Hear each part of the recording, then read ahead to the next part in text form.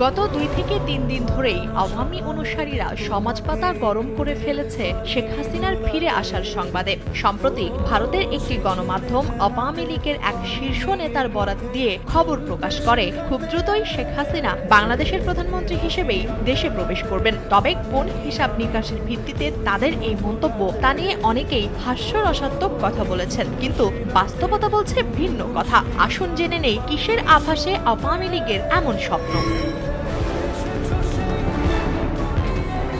সম্প্রতি আলোচনায় আছে নেপালের সেই কর্তৃত্ববাদী রাজা জ্ঞানেন্দ্রের আবারও ক্ষমতায় আসার। সেই ঘটনায় ভরসা পাচ্ছে আওয়ামী লীগ। তারা মনে করছে নেপালের ঘটনারই হয়তো পুনরাবৃত্তি হবে বাংলাদেশে। অভ্যুত্থান ঘটিয়ে যেই বাংলার মানুষ আওয়ামী লীগের পতন ঘটিয়েছিল, তারাই আবার যেন সাদরে গ্রহণ করবে আওয়ামী লীগকে। আওয়ামী লীগের গল্প বলার আগে আসুন জেনে আসি নেপালের বাস্তবতা। নেপালের কর্তৃত্ববাদী রাজা জ্ঞানেন্দ্রকে ক্ষমতাচ্যুত করে 239 বছরের সুদীর্ঘ রাজতন্ত্র থেকে মুক্তি পেয়ে 2006 সালের নেপালের জনগণের উল্লাসের কথা আজও বিশ্ববাসী ভোলেনি।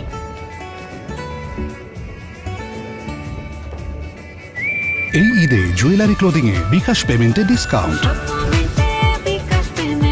রাজার ক্ষমতাচ্যুতির দাবিতে রাজপথ প্রকম্পিত করা সেই নেপালিরাই এবার আরেকবার রাজপথে ফিরে এসেছে তাদের ভুল শুধরাতে।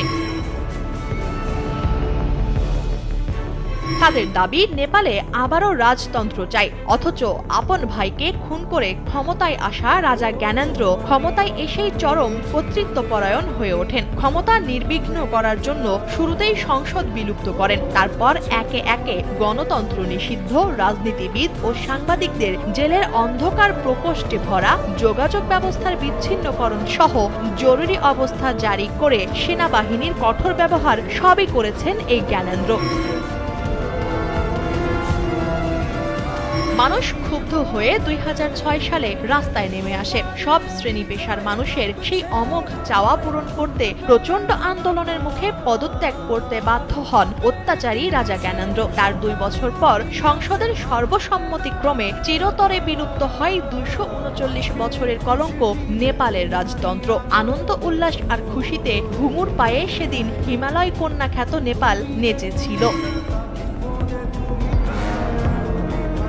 কিন্তু বিগত 18 বছরে 13 জন গণতান্ত্রিক রাষ্ট্রপ্রধান পরিবর্তন করেও নেপাল তাদের সেই অধরা সুখের খোঁজ পায়নি।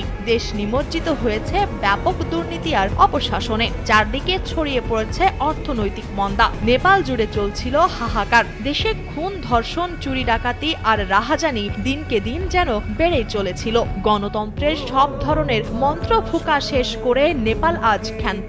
তারা আবার দেশের শাসনভার জ্ঞানেন্দ্রের হাতে তুলে দিয়ে হাঁপ ছেড়ে বাঁচতে চাইছে। এই দাবিতেই আবারও আন্দোলন ফুঁসে উঠেছে কাঠমান্ডুতে। তাদের দাবিকে সাধুবাদ জানিয়ে আবারও দীর্ঘ বিরতির পর জনসম্মুখে দেখা মিলেছে পতিত রাজা জ্ঞানেন্দ্রের। হাত উঁচু করে দিচ্ছে আন্দোলনকারীদের সমর্থন।